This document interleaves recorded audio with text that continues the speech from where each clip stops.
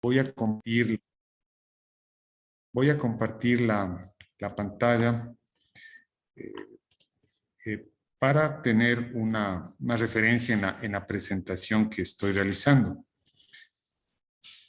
Ok. Como ustedes pueden ver, yo le estoy llamando a esta charla Reflexiones sobre la transición energética en el Ecuador. ¿Y por qué el nombre? Ya voy a explicar un poco.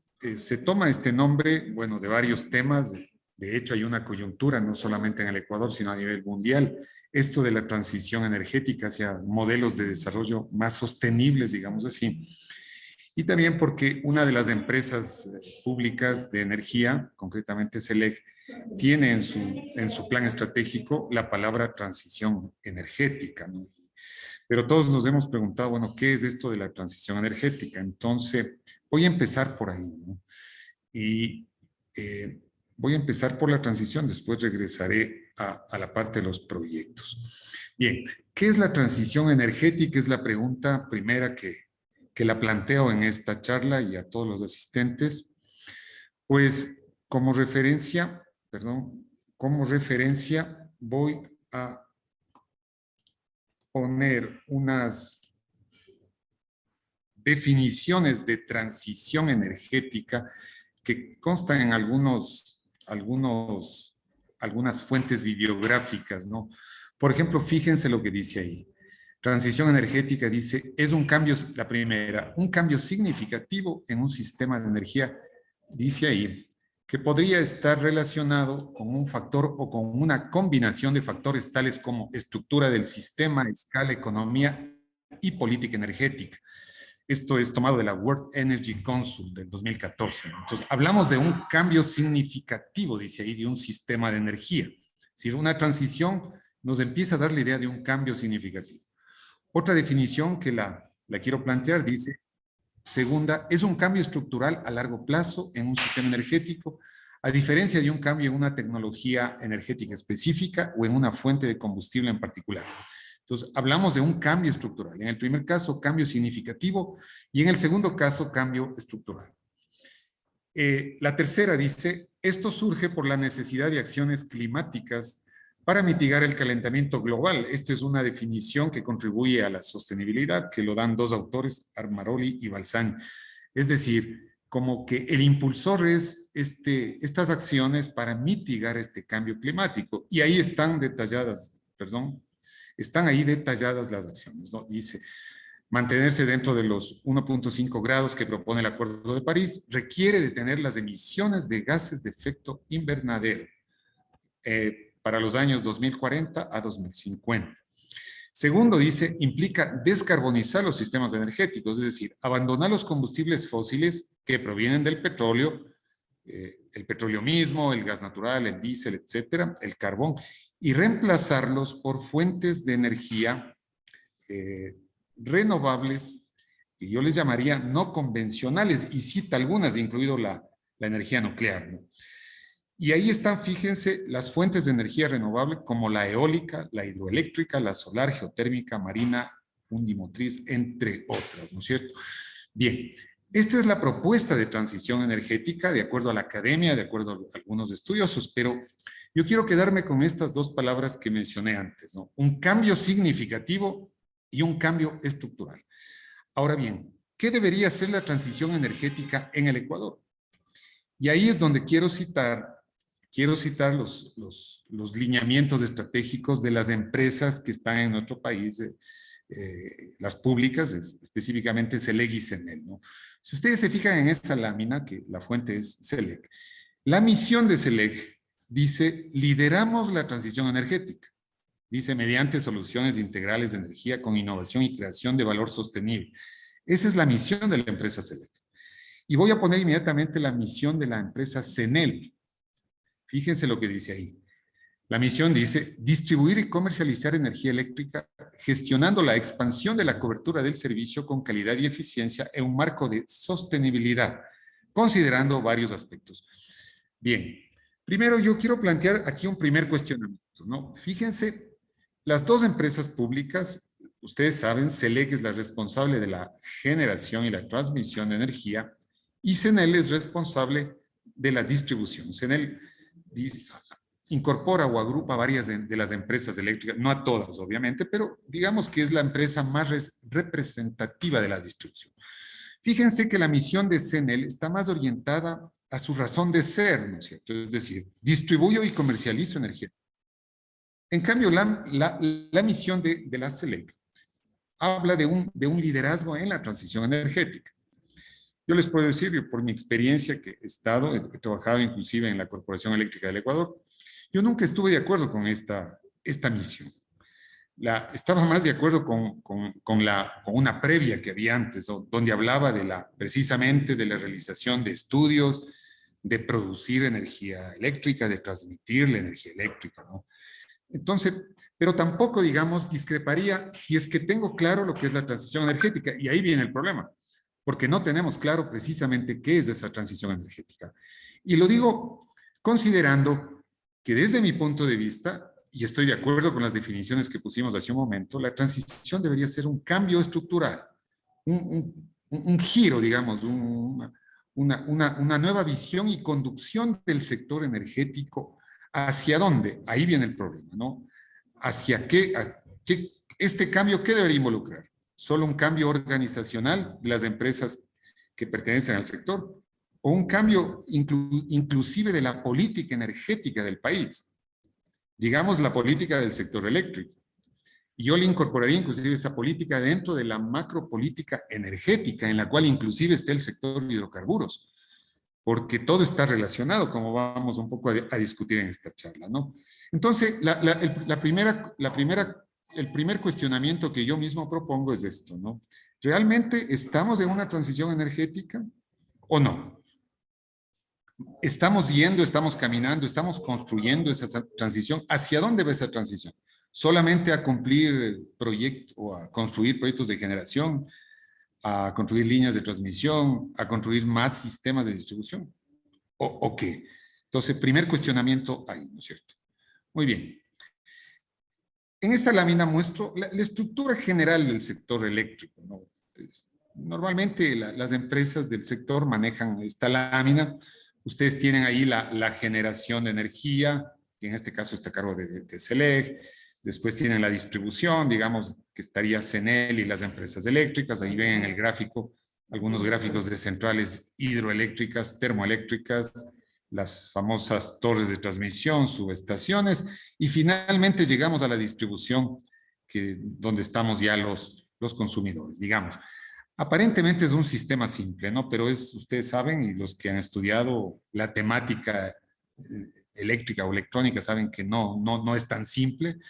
Es un tema bastante complejo, tanto en la parte técnica como en la parte de gestión, en esas dos partes, ¿no? Entonces, digamos, esta es una macro vista del sector eléctrico, ¿no? Y algunos datos para ubicarnos en la situación actual.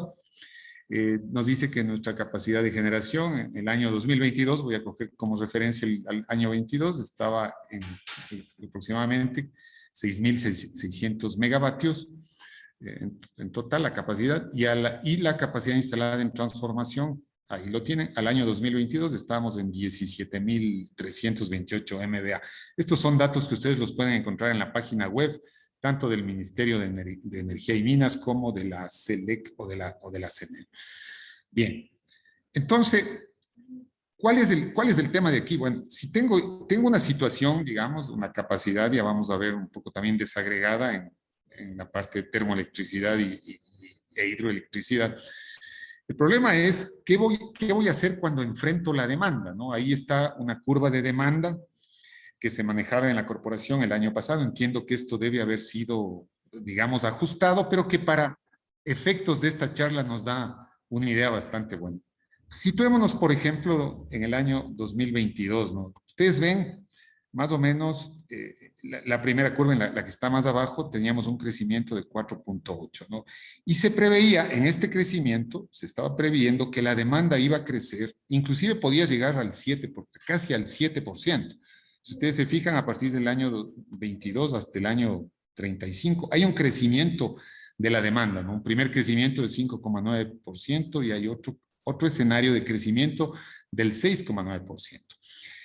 Estos escenarios de mayor crecimiento toman en cuenta lo que se llama en el sector eléctrico las cargas singulares, que son, por ejemplo, el sector petrolero es una carga singular, es una carga que podría cambiar drásticamente la demanda y que ya voy a explicar para los que no conocen, que no todo el sistema petrolero está conectado al sistema nacional, interconectado.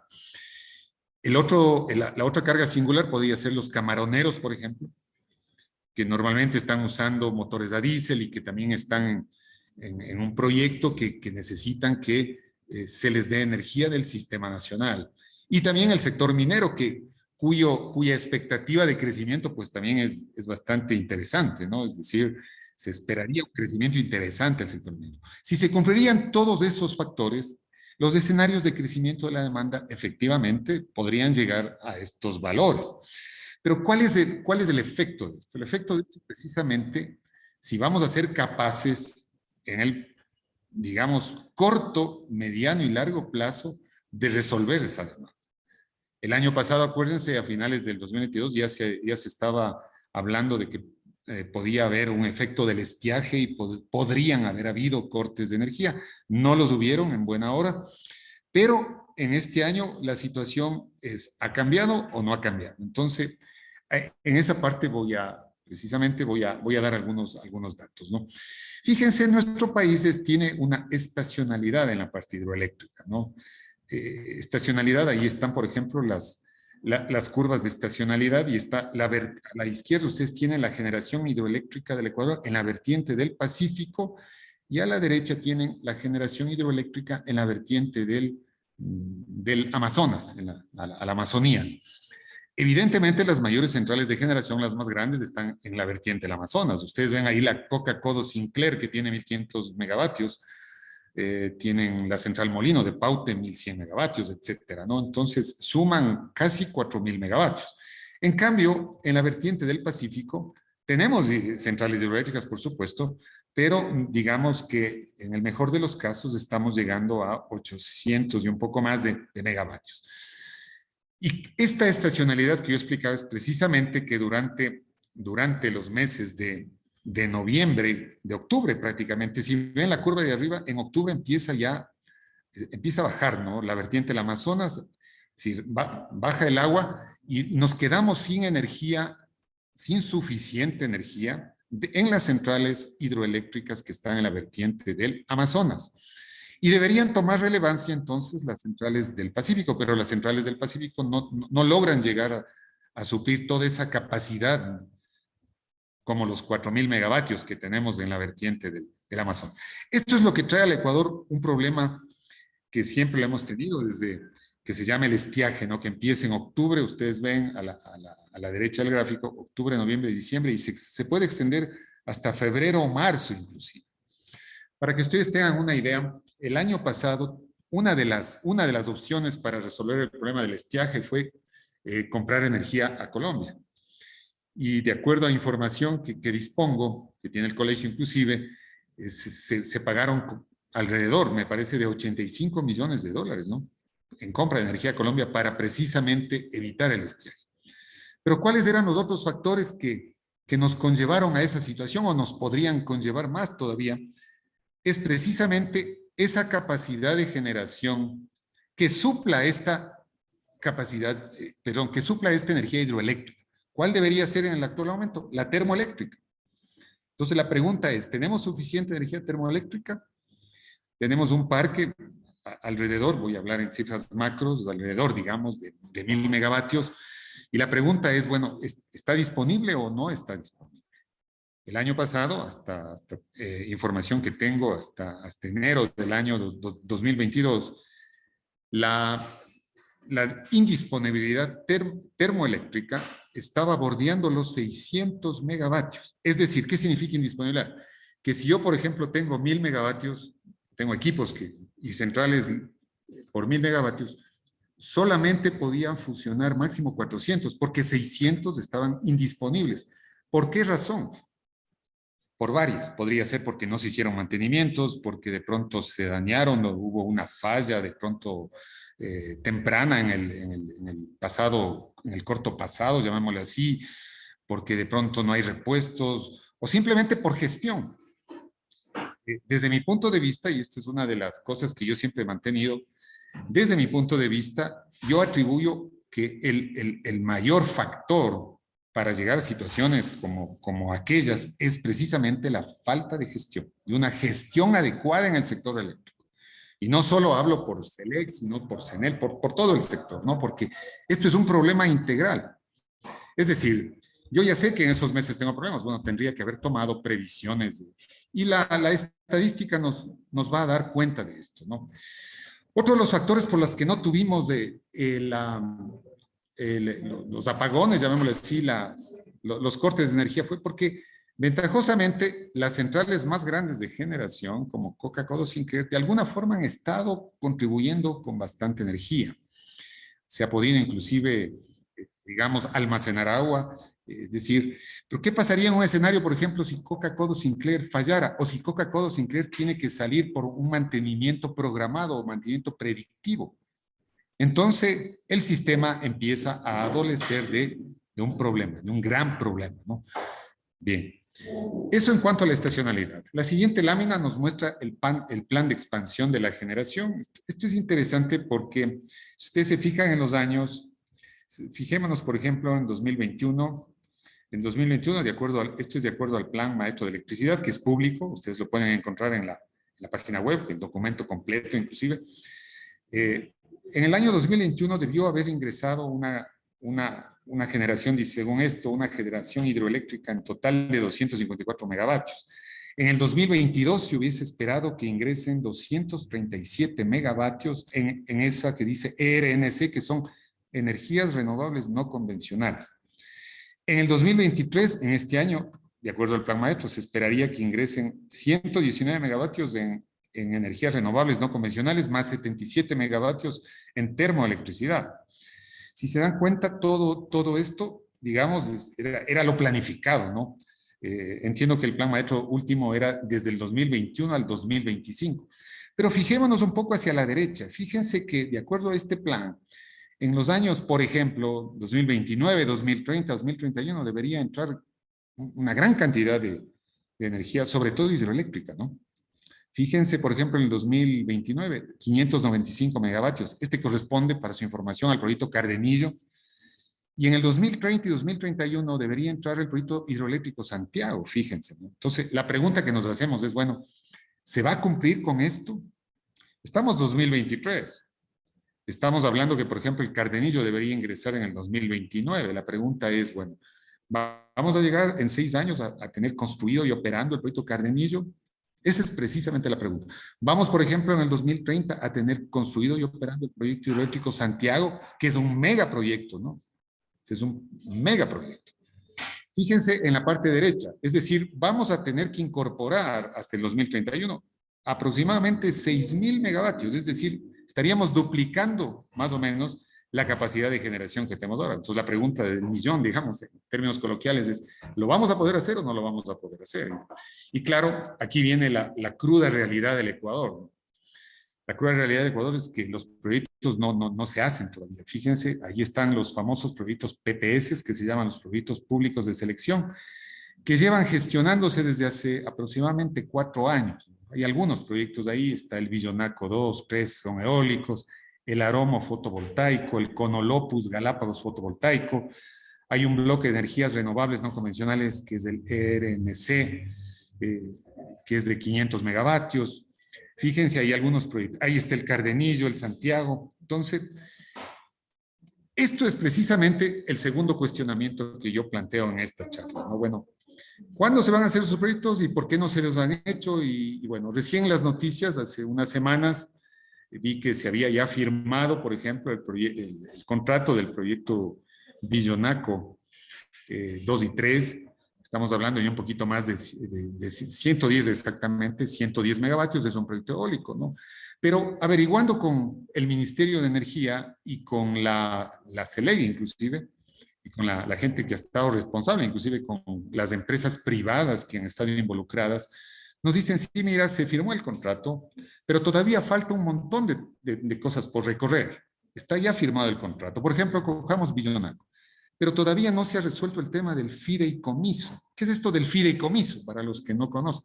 Es precisamente un contrato, digamos, un esquema financiero para que el inversionista pueda recuperar su inversión a través de un instrumento, que es este fideicomiso, a través de poder tener el pago por la venta de la energía.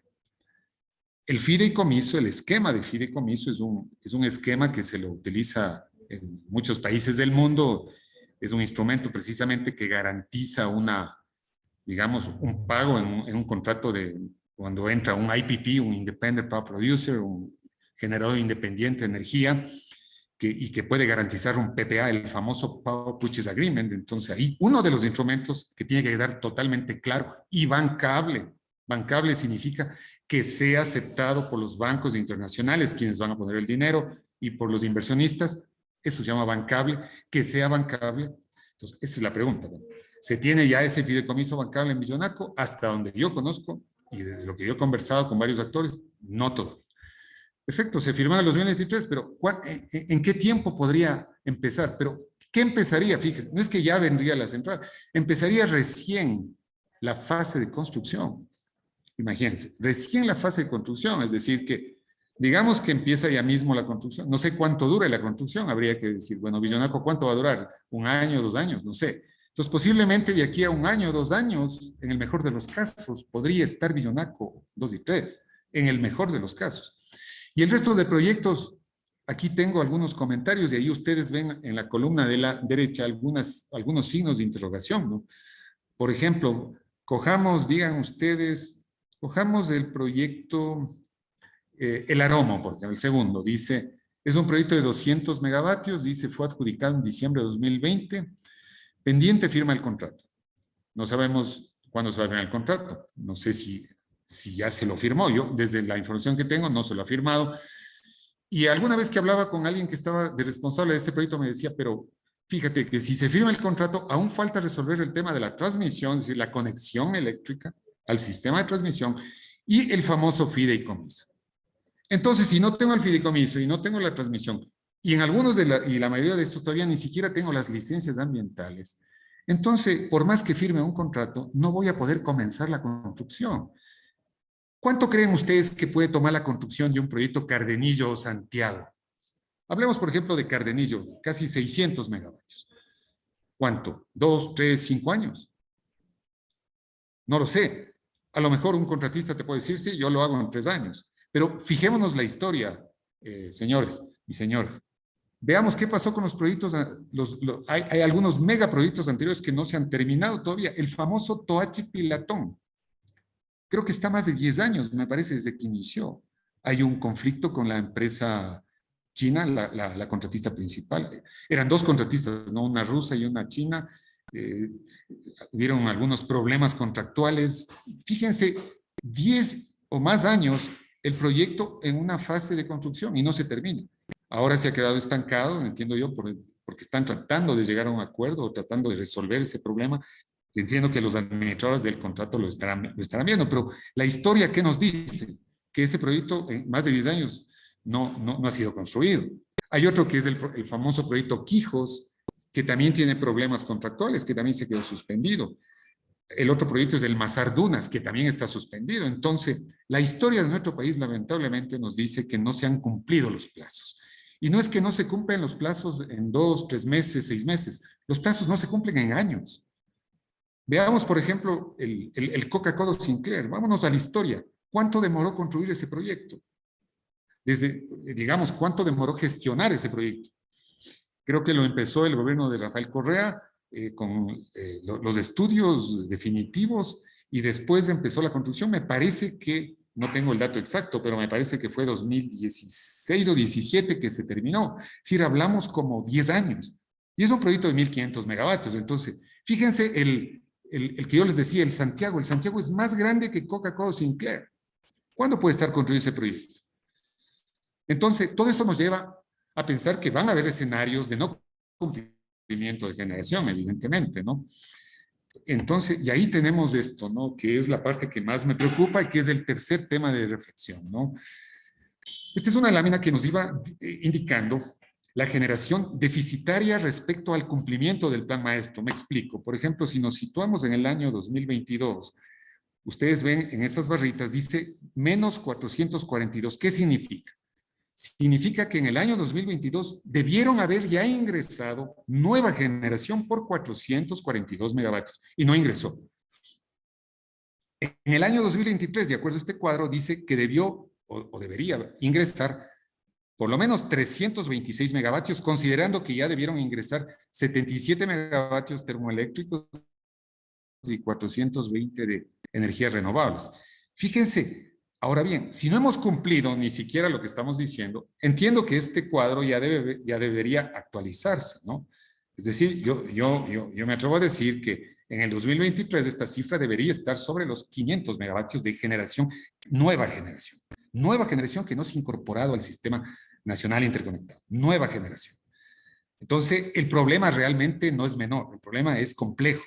Entonces, si ustedes se fijan ahí, fíjense los atrasos estimados en el supuesto que se cumplan los tiempos. Pero ¿qué pasa si hay un retraso en Cardenillo o en Santiago? Estas barras de la derecha van a ser mucho más grandes.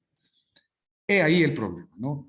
Me enteré hace unos días, les comento que entiendo que la Corporación Eléctrica con el Ministerio están tratando digamos, de hacer un proyecto emergente de generación termoeléctrica. Me hablaron de 850 megavatios. Desde mi punto de vista, es un megaproyecto con motores de combustión. Y claro, llegamos a eso, ¿no? Decimos, bueno, claro, como no tengo más y como estoy en emergencia, me toca comprar generación termoeléctrica, porque es lo más rápido, posiblemente. Entonces, volvemos como a la historia de las famosas barcazas, ¿no? Como yo no tenía generación, entonces la única opción son las barcazas, porque me traen motores de combustión usados y rápido. Entonces, si voy a comprar nueva generación termoeléctrica, bueno, expreso en esta charla mi preocupación de que eso debería ser bien estudiado y en función integral, en función de una matriz energética integral, que es a donde realmente debemos ir todos, ¿no? No creo que se trata de decir, bueno, yo voy a resolver este problema, si tengo que comprar generación termoeléctrica. Entonces, bueno, entonces se supone que estábamos caminando más bien en una dirección hacia la sostenibilidad y bueno, voy a meter, ahora claro, si pueden decir, bueno, mira, es que no se han hecho los mantenimientos, tengo lo que yo dije antes, una indisponibilidad bastante alta, tengo máquinas obsoletas, de acuerdo, pero todo eso debería responder a un plan, no un plan de corto o mediano plazo, un plan que debió haberse discutido desde hace mucho tiempo, ¿no? Bien. Siguiente, ya estoy terminando la parte que yo había comentado al inicio. Aquí está el potencial de energías que tenemos en el país y quiero focalizarme en las energías renovables no convencionales, ¿no? Fíjense la fotovoltaica, tenemos un potencial, ahí dice 18,000 gigavatios, megavatios sería dice 18 gigavatios, serían 18,000 megavatios. Y creo que estaba llegando casi a los 20,000 megavatios, me parece, porque la CELEG estaba haciendo un estudio del potencial solar, del potencial fotovoltaico. Entonces, fíjense, el potencial es bastante grande, ¿no? 18,000 megavatios de potencial. Segundo, el eólico. El eólico, la CELEC también estaba haciendo estudios. El objetivo era confirmar que podríamos tener un potencial eólico de 1,000 megavatios, o sea, 1 gigavatio, 1,000 megavatios. Y tenemos también biomasa y geotermia. Geotermia también es interesante el potencial que tenemos. Podríamos llegar a 1,000 megavatios de potencial. Ahora, ¿este potencial es real o no es real en términos prácticos? Ahí ustedes tienen en la lámina, ustedes tienen esas letras que dice FP, ese es factor de planta. Por ejemplo, una de las desventajas de la energía solar es que su factor de planta es bajo, ¿no? Ahí dice 20%. Yo me arriesgaría a decir, y he consultado algunos papers de varios autores, sobre todo de europeos, ellos no se arriesgan a poner 20 en solar, lo ponen 15%, imagínense, 15%. Digamos, un factor de planta de 20% en solar y es buenísimo, ¿no? Por ejemplo, la energía eólica, el potencial podría estar entre un 30 y un 50%. La biomasa, podríamos hablar de un factor de 1, que es interesante. Y fíjense la geotermia, es una ventaja de la geotermia, el factor de planta podría ser 1. Entonces, si esto lo comparamos con lo que estamos gestionando como país ahora, bueno, digamos el proyecto del Aromo. Estoy hablando en el Aromo, un proyecto fotovoltaico de 200 megavatios, pero si el factor de planta habría que ver cuánto es en el Aromo. Alguien me decía, es menos del 15%. Si es, digamos, del 15%, ¿de cuántos megavatios efectivamente estamos hablando en el Aromo? De 30. O sea, voy a instalar 200 para producir 30. Eso significa el factor de planta, ¿no? Los eléctricos, la gente del sector va a entender mejor esto. Por ejemplo, el factor de planta geotérmico que yo dije, ¿no? Es muy interesante. El año pasado tuve la oportunidad de asistir a un congreso geotérmico que fue en Centroamérica. Y ahí, por ejemplo, conocí que países pequeños en extensión como El Salvador, como Guatemala, Honduras, tiene un altísimo potencial geotérmico y le sacan provecho, pero de manera impresionante. México, para que ustedes tengan una idea, México tiene un potencial geotérmico gigante y tiene ya a este momento una capacidad instalada de 1000 megavatios. Nosotros podríamos desarrollar los proyectos geotérmicos. Hay un proyecto en especial, el proyecto Chachimbiro, que ya tiene estudios de prefactibilidad, que es un proyecto que desde mi punto de vista se debía gestionar. Es un proyecto, fíjense, que nos podría dar en el mejor escenario, creo que empezaba con una fase 1 de 50 megavatios y podría llegar a 150. Pero si estoy hablando de un factor de planta de 1, podría ser un proyecto muy interesante, ¿no? Entonces, esas son las cosas que se debería sopesar en este análisis, ¿no? Bien, el otro potencial, ya estoy terminando, es el hidroeléctrico, ¿no? Tenemos un potencial grande hidroeléctrico, seguimos teniendo. El año pasado, una consultoría que hizo la SELEC precisamente entregó ya su producto y determinó la actualización del potencial hidroeléctrico, ¿no? Y ahí ustedes tienen un cuadro de resumen. Fíjense, ellos analizaron muchos proyectos y llegaron, abajo tenemos lo que dice potencia bruta, ¿no? Y potencia instalable. A determinar que tenemos todavía, aquí no están incluidos ya las centrales hidroeléctricas que ya fueron estudiadas o que están en desarrollo, como la Cardenillo, Santiago. Fíjense, tenemos en potencia bruta al final, tenemos más de 12,000 megavatios. Es decir, todavía podemos sacarle mucho más provecho a todas las cuencas hidroeléctricas que tenemos, ¿no? Fíjense, más de 12,000 megavatios. Este fue un estudio bastante completo porque yo mismo lo revisé en su momento y me pareció muy interesante porque esto nos puede dar idea de lo que tenemos, ¿no? O sea, en conclusión, fíjense, si sumamos todas las eólicas y hidroeléctricas en energías renovables, no estoy hablando de los combustibles fósiles, energías renovables totales, hidroeléctricas más las renovables no convencionales, tenemos un potencial impresionante. Entonces, hacia allá deberíamos pensar, ¿no? Hacia allá debería ir la transición energética, ¿no? Pero que por favor no nos desborde la emergencia, ¿no? No nos desborde esta emergencia que lamentablemente, por temas desde mi punto de vista, de falta de gestión, hemos caído en eso, ¿no? Bien, para finalizar, quiero mostrar un poco lo que es el sector petrolero en términos de los mapas y de la zona de influencia. Fíjense, aquí tenemos, por ejemplo, el mapa del país y tenemos el sector petrolero. En la parte amazónica están todos los bloques y en la parte también de la costa, del gas del Golfo, sobre todo en el Golfo de Guayaquil, tenemos bloques petroleros, ¿no? ¿Dónde está el ITT? El ITT es el bloque 43, desde el que está ya prácticamente el más alejado en la frontera con el Perú. Y acordémonos que hay una consulta popular, ¿no? En la que tenemos que votar el 20 de agosto. Y también acordémonos también que el sector petrolero demanda energía, ¿no? Entonces, parte de esa energía la está dando, digamos, el sistema nacional y parte es una autogeneración del sector. Pero quiero poner como alertas más bien en esta charla, ¿no? En el siguiente mapa yo tengo, el sector petrolero, fíjense, no solo son los bloques, ¿no? Que vimos hace un ratito, también es toda esta red de poliductos, de estaciones, refinerías y oleoductos. Fíjense, acá está, en el mapa a la derecha tenemos las 3 refinerías, que es la Xuxufindi, Esmeraldas y La Libertad. Y en el mapa de la izquierda tenemos la red de poliductos y oleoductos con todas las estaciones y terminales. Es decir, que nuestro país prácticamente tenemos, ¿cómo diríamos?, tomado o tenemos toda una estructura, una infraestructura de hidrocarburos, ¿no? Que demanda evidentemente una energía, ¿no? Bien. Entonces, fíjense, hasta aquí es digamos, mi exposición del sector. Voy a irme a unas láminas para terminar que yo había puesto al inicio de la presentación y que quería un poco atarle a esta presentación, ¿no? Un poco para despertar en la audiencia los criterios de dónde hemos fallado en la gestión de los proyectos de inversión de infraestructura, ¿no? Entonces, me voy a tomar 5 minutos, por favor. Fíjense, dice proyectos de inversión de infraestructura energética. Y voy a empezar académicamente poniendo la definición de lo que es un proyecto. Dice, proyecto de inversión, dice, es aquel cuyo fin es la obtención por sí misma o por sí solo de un objetivo de negocios que contribuye directamente a alcanzar objetivos estratégicos de una organización o unidad de negocio, ¿no?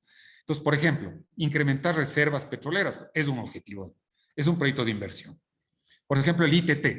¿Por qué el ITT es un proyecto de inversión? Bueno, y tenemos que ver lo macro, ¿no? El ITT es un proyecto de inversión porque hay que hacer exploración, hay que hacer desarrollo, y ahí hay que hacer una serie de, llamémosle, si cabe el término, subproyectos. Hay que construir plataformas, carreteras, líneas de flujo, oleoductos, centrales de generación posiblemente, toda esa cosa. Entonces, ese es un proyecto de inversión.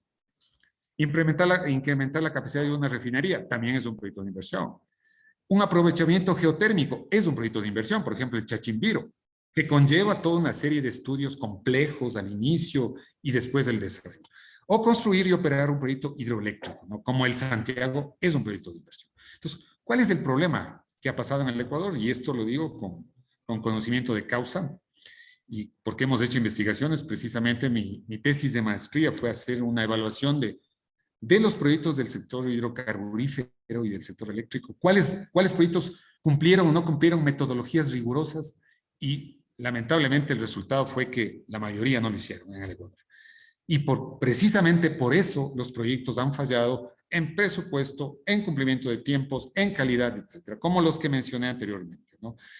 Entonces, fíjense, una de las metodologías que se propone para la gestión de proyectos es el Stage Gate Project Management Process, que es una metodología compleja que fue desarrollada en el sector petroquímico y después en el sector de oil and gas, petróleo y gas, que nos lleva a tener una aplicación rigurosa de fases de planificación, ejecución, ¿no? Aquí voy a poner una lámina.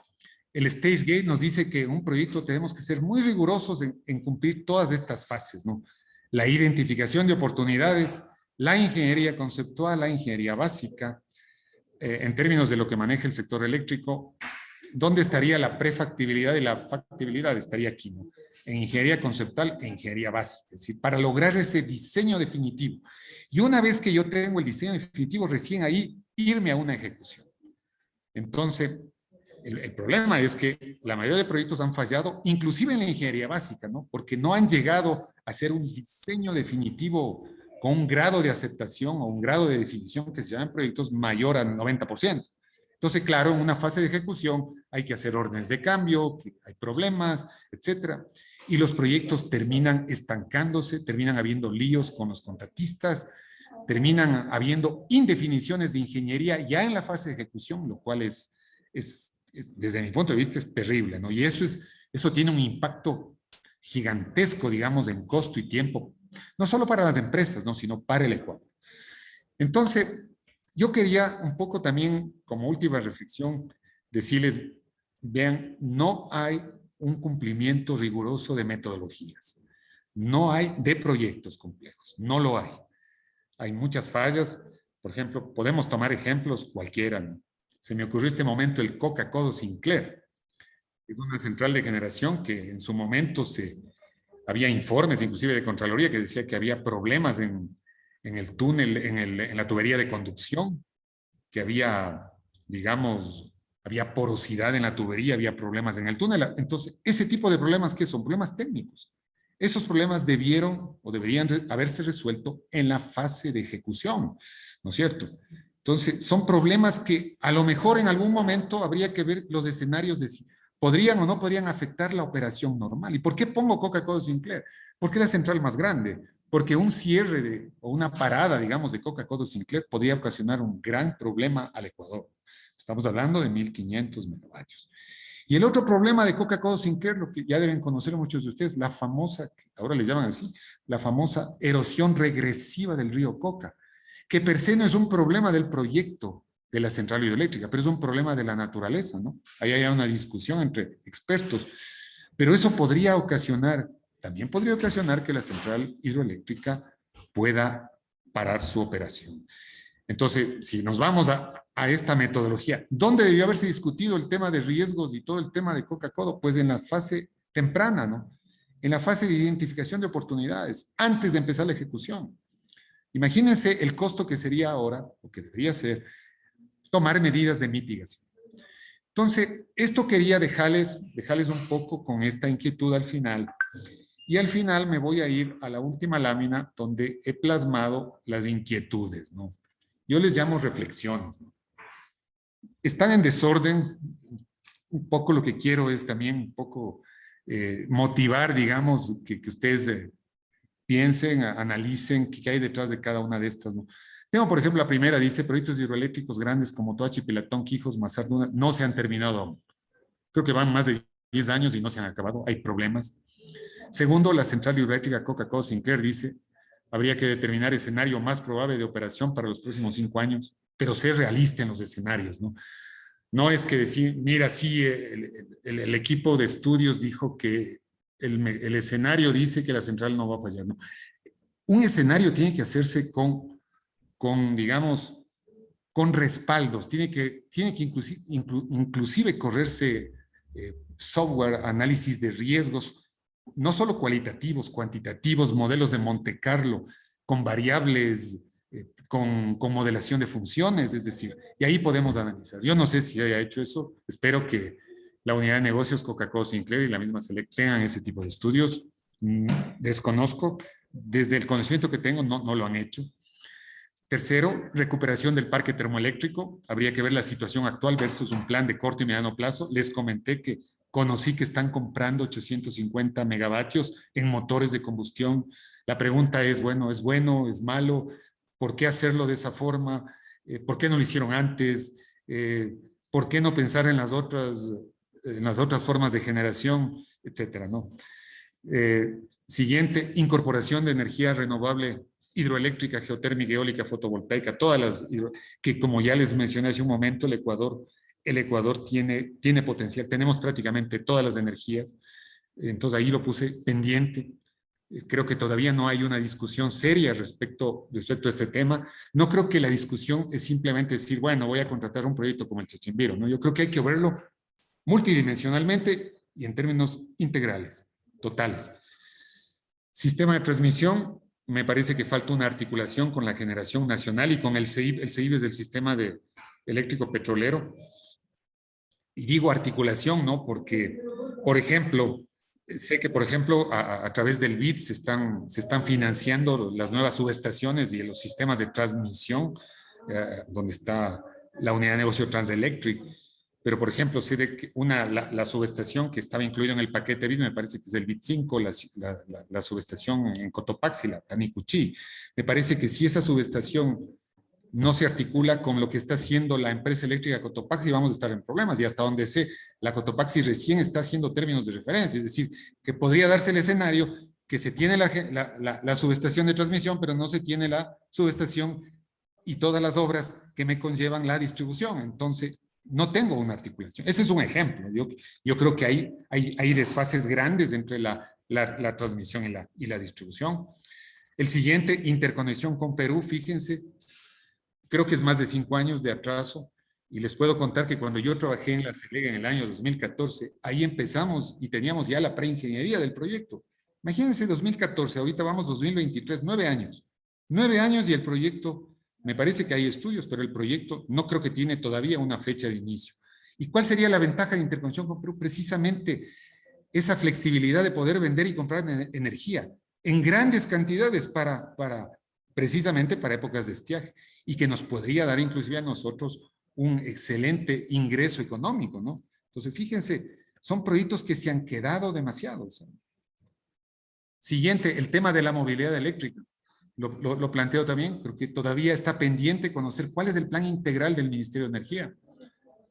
Yo alguna vez asistí a alguna mesa técnica, pero ¿cuál es el plan integral? ¿Es solamente vehículos generales? ¿Es sistemas de transporte masivos como el metro? ¿Qué más?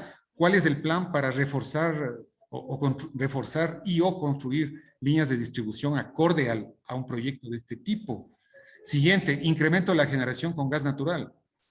¿Cuál es la definición de las autoridades, por ejemplo, sobre la nueva o la nueva fase de exploración en el Golfo de Guayaquil, o definitivamente no lo van a hacer, o habría que comprar gas natural a otros proveedores, por ejemplo, al Perú. Siguiente, ¿cuál es el plan de distribución de cargas en industrias y clientes domésticos? Por ejemplo, para que empiecen a hacer cambios a paneles solares. Por ejemplo, había un proyecto muy interesante que podría haber mitigado también el estiaje y podría ser una opción muy interesante.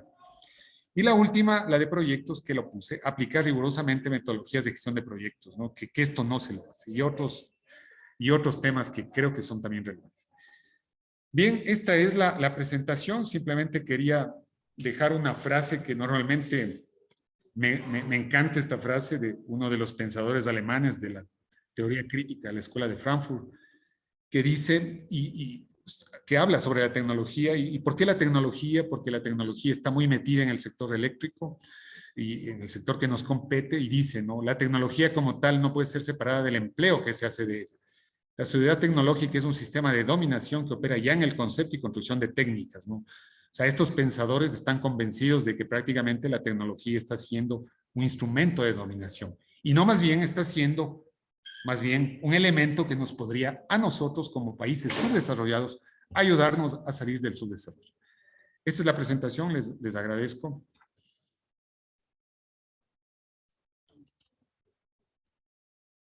Bueno, muchas gracias, ingeniero Paul Villagómez.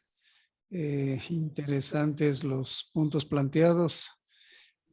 Se presta para que de pronto puedan existir muchas inquietudes de parte de los asistentes a este webinar, a esta conferencia, y que damos la bienvenida a las consultas y preguntas de los diferentes panelistas y, digamos, los diferentes asistentes a esta conferencia.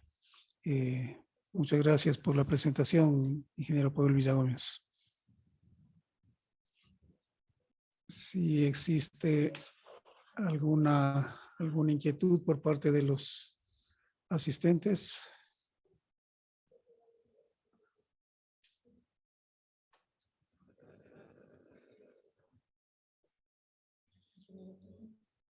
Bueno, el ingeniero Franz Tufiño, entiendo que desea hacer una consulta, una pregunta, una intervención. Adelante, por favor. Sí, muchas gracias, Marco. Bueno, primero agradecerle al ingeniero Paul Villagómez por esta extraordinaria presentación. Mi pregunta está orientada a la búsqueda de soluciones, de crear un nuevo futuro para el Ecuador en términos de energía y especialmente en este tema de la energía sostenible. El CIEPI, como conoce la mayoría de las personas que están acá en la sala, está organizando una Expotec para septiembre y uno de los temas y uno de los puntos que queremos hacer es contribuir a que el país dé un salto hacia resolver estos problemas que tenemos y que seguramente se van a agravar en el futuro. Mi pregunta concreta es, con el ánimo de poder encontrar soluciones, ¿qué actores deberían estar presentes en estos diferentes foros que se van a dar con el ánimo de encontrar soluciones, propuestas y finalmente pues hacer que el sector de la ingeniería pueda protagonizar y dar soluciones efectivas para los problemas que acabamos de notar? Muchas gracias. Muchas gracias, Franz. Me parece muy oportuna la pregunta. Yo estoy completamente de acuerdo que deben haber foros, eventos. Mientras más haya y mientras más discutamos el tema, desde mi punto de vista es mejor. Y este Expotec del CIEPI me parece que es una gran oportunidad ahora.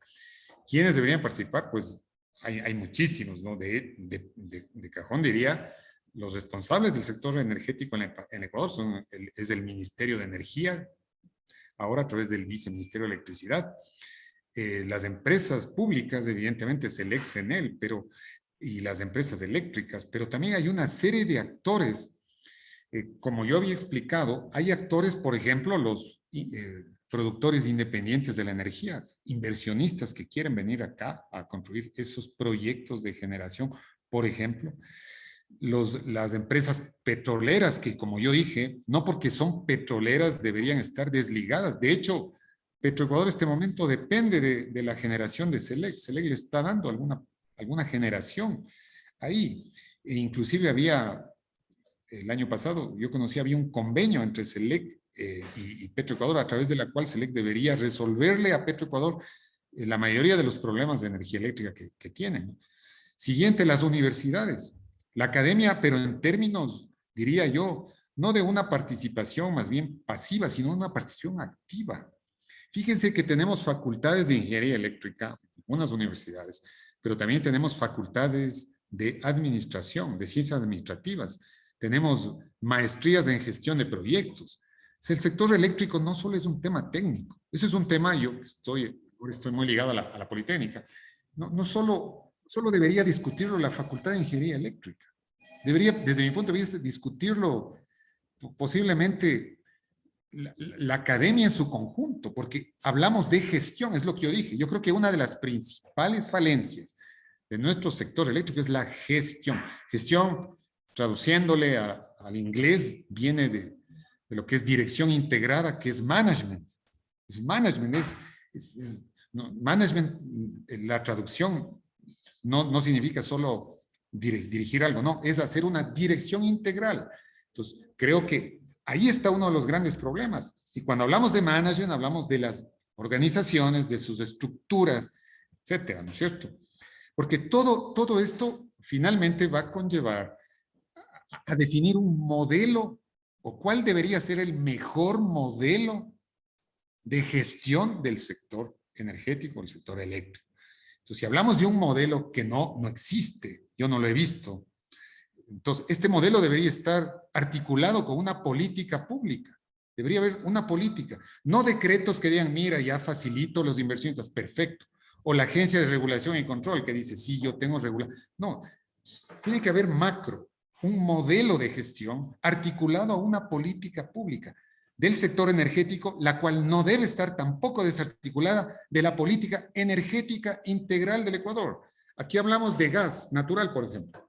Aquí hay una pregunta que me acaban de hacer, que creo que complementa esto. Dicen, ¿por qué termoeléctrica se está comprando y no renovable? Precisamente ese es el problema. Llegamos a un punto de la crisis que ya no me quedó más. Como las barcazas, acuérdense los que todavía tienen memoria, hace muchos años, 15 años creo. O sea, como ya no me quedó más, tengo que comprar barcazas. Claro, como ya no me quedó más, tengo que comprar termoelectricidad o tengo que comprar equipos termoeléctricos en lugar de haber hecho los proyectos de generación hidroeléctrica, eólica, todo lo que estamos viendo, ¿no? O por último, usar ese gas asociado al petróleo que se está quemando en las teas para generación de energía. Es decir, hay muchas formas. Entonces, la respuesta sería, para France, deberían estar, para mí, todos los principales actores, ministerios, empresas públicas, privadas, academia, industriales, es decir, debería estar en su conjunto todos esos actores, porque desde mi punto de vista, eso es la forma de poder discutir este tema, porque nos afecta a todos. ¿Ok? Muchas gracias. Muchas gracias, ingeniero Paul Villagómez, su respuesta. No sé si existe alguna otra inquietud. Si no, dado el tiempo previsto para esta conferencia, bueno, hemos superado un poco el tiempo y más bien agradecemos a todos los asistentes.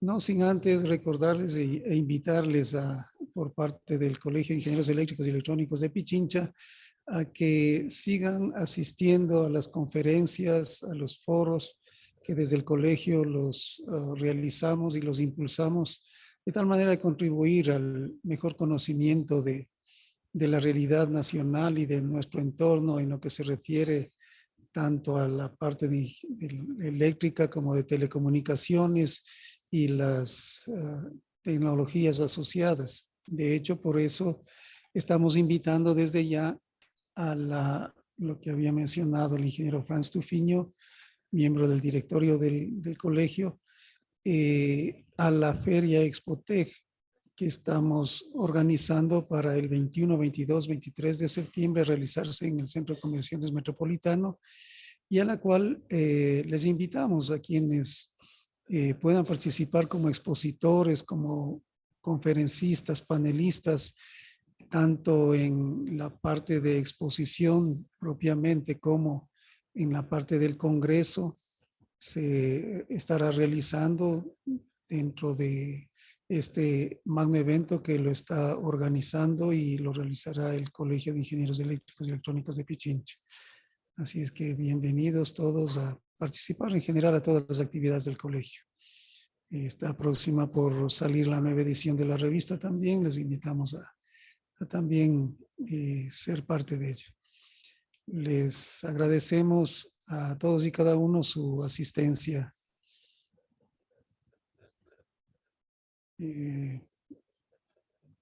Hasta pronto y muchas gracias, ingeniero Paul Villagómez. Gracias, Marco. Buenas noches. Gracias, buenas noches.